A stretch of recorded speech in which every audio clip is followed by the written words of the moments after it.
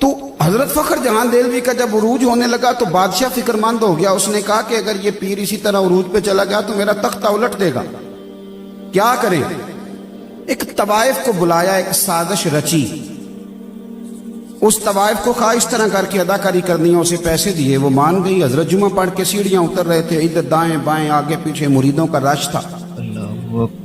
حضرت نیچے اتر رہے تھے تو وہ خاتون نہ بڑی بن سنور کے سامنے آ کے کھڑی ہوئی, اور چونکہ اداکار بڑے تیز ہوتے ہیں, فنکار تو کوئی بھی ہو نا, کسی سٹیج پہ بھی ہو فنکار, تو فن کا مظاہرہ کرنے سے باز آتا.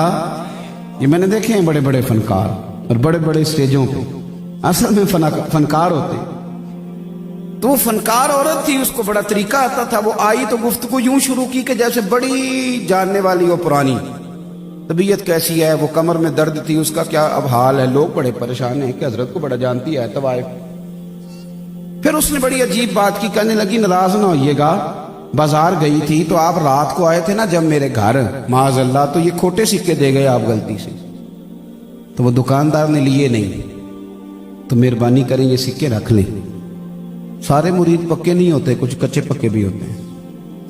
صحیح کہہ رہا ہوں. وہ جو کچے پکے تھے نا, کچے پکے, وہ پریشان ہو گئے کہ ہم نے ویسے کبھی پوچھا نہیں کہ بابا رات کو کہاں ہوتا ہے, ہم تو گھر چھوڑ کے آتے ہیں, تو یہ کبھی پتہ نہیں کیا یہ رات کو کہاں ہوتے ہیں. کچے پکے پلپلے جو تھے وہ کبھی دائیں نکل جائیں کبھی بائیں نکل جائیں, سوچیں ان کی بکھرنے لگی. لیکن رب کا بندہ تو پکا ہوتا ہے, وہ تو کچا نہیں نہ ہوتا. اسے پتا ہوتا ہے کہ وَلِلَّهِ الْعِزَّةُ وَلِرَسُولِهِ وَلِلْمُؤْمِنِينَ, عزتیں اللہ کے پاس, رسول اللہ کے پاس, اور رب رسول کو ماننے والوں کے پاس. فرمانے لگے حضرت فخر جہاں دہلوی, جب بی بی نے بات پوری کر لی تو آپ نے نا جیب میں ہاتھ ڈالا اور اصلی سکے نکالے, اور 3 دفعہ فرمایا, بیٹی, او میری بیٹی, او پیاری بیٹی, تو دے جا نقلی سکے, اصلی لے جا, اور پتر ڈرامہ کرنے کی ضرورت کوئی نہیں, جب بھی ضرورت پڑے نا تو آ جانا, اصلی سکے مل جائیں گے, اور فخر جہاں کا دروازہ بھی تجھے کھلا ہوا ہی ملے گا. کوئی وضاحت نہیں, زیادہ وضاحتیں نہ دیا کرو, زیادہ وضاحتیں دینے والے کو لوگ جھوٹا سمجھ لیتے ہیں. زیادہ وضاحتیں نہیں دینی چاہیے. حضرت نے کوئی لمبی وضاحت نہیں. اترے اسٹیج سے, وہ سیڑھیوں سے, جب نیچے گئے تو بی بی کو کہہ گئے بیٹی بیٹی بیٹی.